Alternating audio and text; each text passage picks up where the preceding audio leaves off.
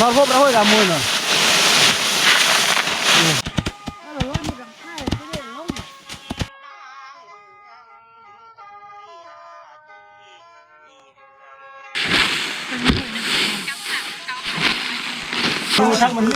เอียตีน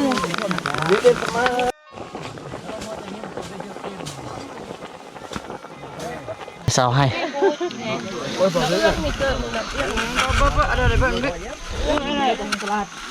จะไปจะลาบมึงจะมามึงผักกาด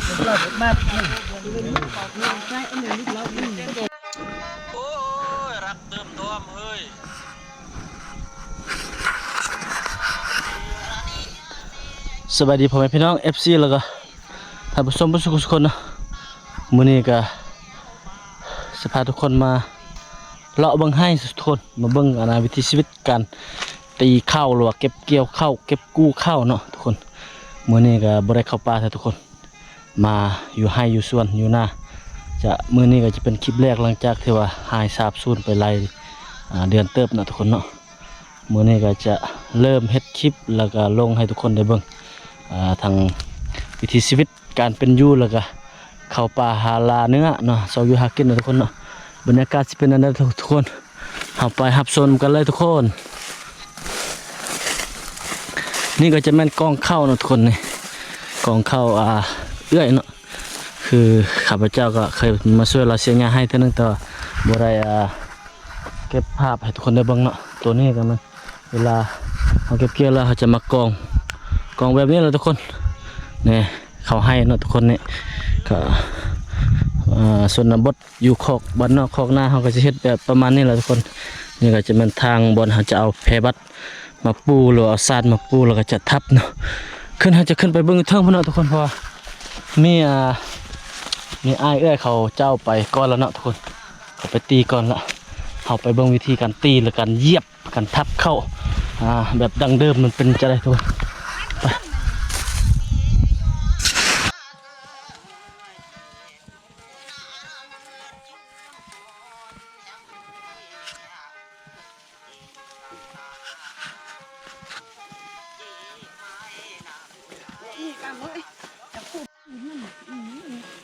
นึงเนี่ยกองเนี่ยเขาเจ้าตีแล้วนะทุกคนมาเบิ่ง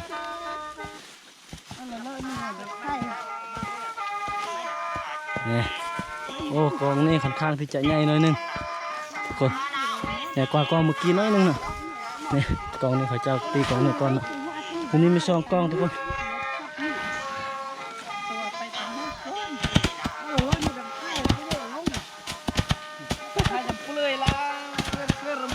อั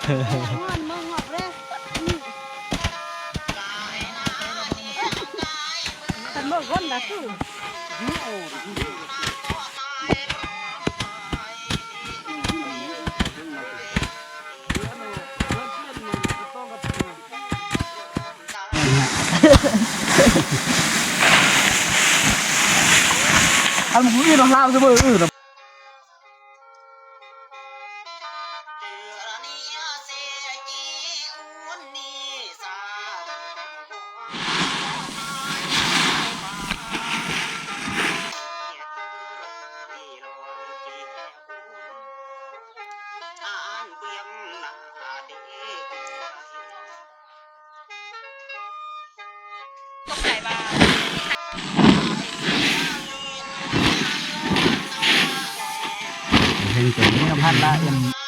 อีตะกี้ปุ๊บมันจะมี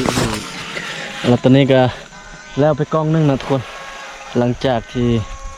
พากันเยียบเมื่อกี้นะกับวิธีชีวิตในการตีเข้าแบบดังเดิมเนาะทุกคนเนาะแบบส่วนบดใส่เท้าหรือใส่ตีนเยียบเนาะก็สิได้ประมาณ2 เป่ารัว3นี่แหละทุกคนหลังจากนั้นเราก็สิต่ออีกกล้องนึงนี่แล้วก็สิเร่งนิดนึงเนาะเพราะว่าตอนนี้ก็11 โมงแล้วก็สิพากันสอกกินข้าวเนาะลุ้นเบิ่งน้ำกันว่าสิได้จักเปล่าเอาละมาคน10 ต่อกองที่2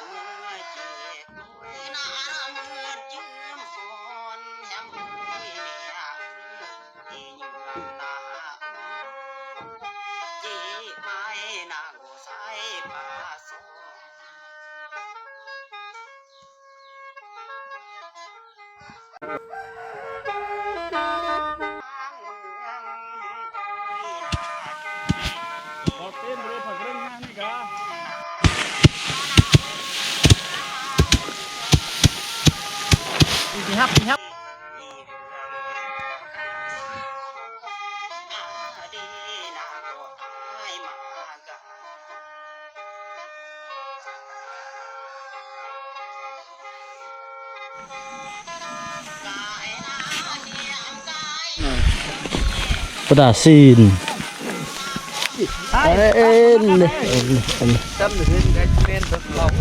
ก็ รอบังบังแล้วเอ้ยยังหลงพ่อกายมือเอ้ยรอ ตลอดรอพอดี ก็บ่ ทุกคนตอนนี้ก็มาฮอตเที่ยงให้ละ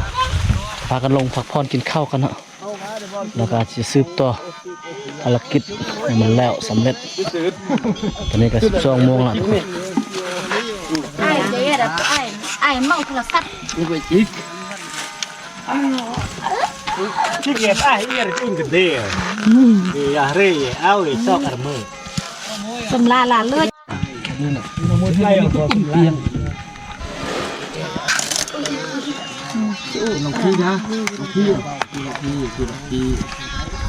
มือบอดี้กงนายอดาเล็กมาเปิดลูกอ่ะ รู้จัวรู้ทั้งมันเอี้ยตีน นอนนึกจะบอกว่าเด่นนึงนึง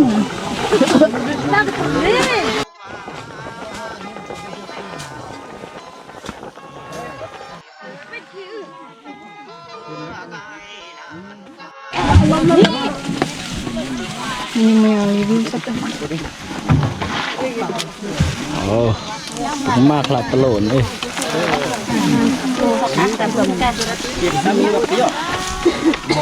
มีโอ นี่เป็นมันอยู่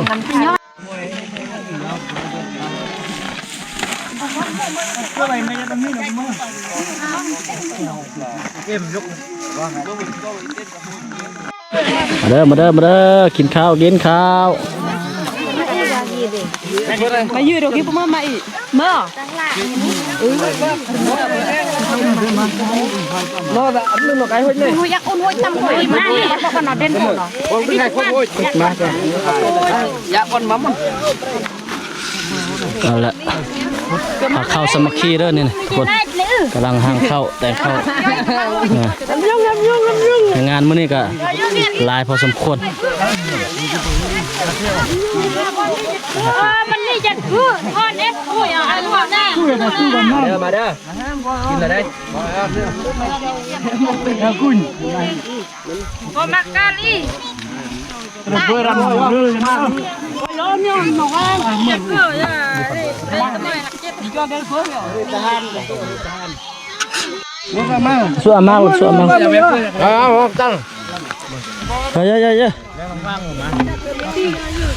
มากินข้าวนำกันทุกคนมาเลยทีมหดมวยจะไปตุ๊กจะมาเยอะไปมาเยอะมาเลยลงมือโอ้ดุมนารอดในปลอดมาเยอะยังพูดได้นะเข้ามากินข้าวหน่อยข้าวตากอากาศมาเลยเมนูก็บ่มีอย่างไรทุกคนให้มื้อนี้ก็กินผักกินพืชกินปลากินปูกินอะไรทำไมนี่แหละจะรู้ละทำไมมันยุ่งว่าจิบมากอ่ะ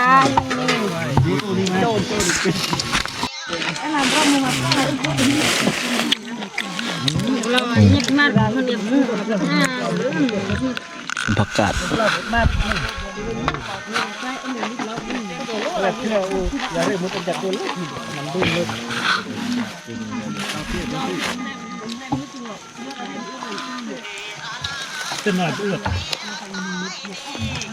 มาหันเลยนะบังกากล้องเนาะ เบื่อมาย้อนละไอ้จะเท่ดิไปอ่ะไอ้จะเท่ งั้นปิด อ่ะนี่หลงที่มันจะแม่มาแค่ผู้นั้นเป็นเรื่องมันก็เราได้ไงก็พันเป็นผู้ใจเบื่อเนี่ยไอ้ก็ได้เงียบเลยพวก เล่าครับที่บางก็แย่งไม่นั่งที่อื่นแย่งเงาปลอกมาฮะ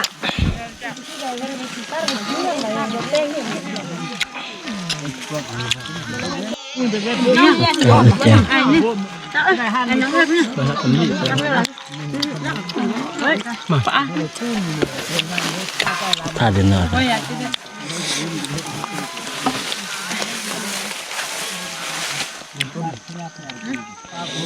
แล้ว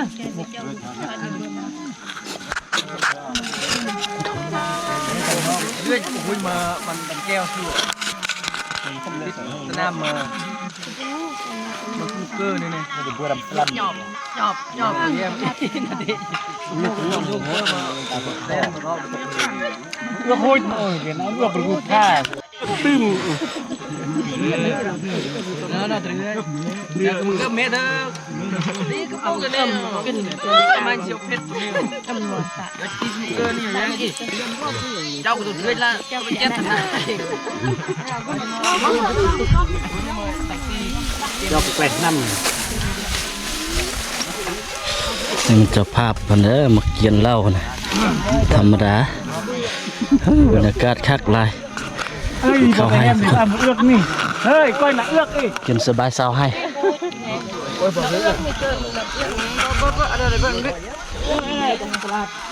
จะไปจะลาบมึงจะมามึงตั้งอยู่ตุ๊กอยู่ นักเราไม่ขึ้น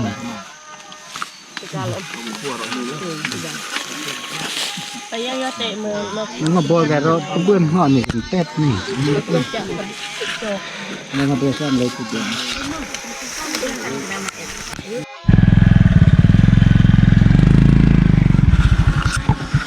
แล้วทุกคนหลังจากที่ตีเข้าสำเร็จแล้วเนาะทุกคนเขาก็จะเอาคนมาใส่รถต่างรถจักรนี่แหละเมื่อเนาะทุกคนเนาะว่าทางกับบ่มาฮอดทางบ่ดีเนาะทุกคนเอารถใหญ่มาบ่ฮอดบ่ถึงที่เนาะทุกคน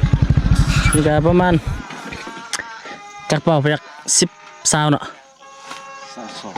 22เป่ามื้อนี้ของเอื้อยได้22เป่ามื้อนี้แล้วก็ยังของเอื้อยอีกบนไปกินข้าวเนาะทุกคนว่าบ่ฮู้ว่าเขาได้จักเป่าแล้วก็สิประมาณ10ปลาย20นั่นแหละยกมีถ่ายคลิปแล้วดิ มาจับรถให้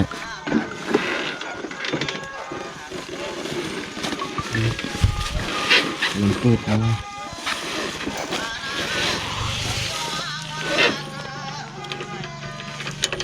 เอา2คนต่าง2คันเทื่อละ2เป่าทุกคนโอ้ทางก็บ่ธรรมดาเด้อทางเส้นทางแต่ว่าบ่แซมบ่สำนาญในการขับขี่รถแบบนี้แล้วก็คือสิบ่เกิดแหละอ้าวว่าน้อยมายังวะมาซ้ำทางลำบากบ่ลำบากก็ล่ะ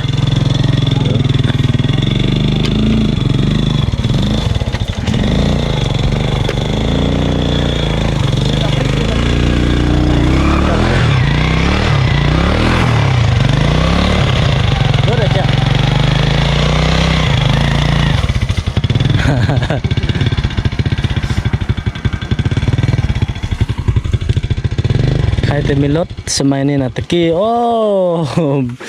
แบกไปฮอดบ้านพอแล้วทุกคนสู้จะไปฮอดบ้านกับพุ่นค่ำพอแล้วคนละเป่า2เป่านะจะได้พอแล้วอยู่บนสบายนึงรถ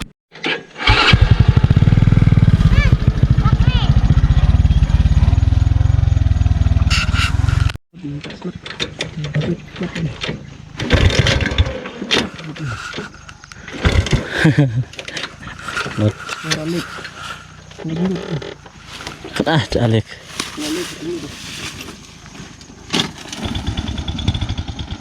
ทึดทัดอย่างสองเป้าโอ้บ่มีเสือกมัดมีเสือกมัดสตางค์เมื่อเลยนี่นะนี่อย่างคันหนึ่งนี่กล้ามคนมวยอ่ะแบกคนเป้าไป แขวเหียนเลยมาจังถ่ายจัก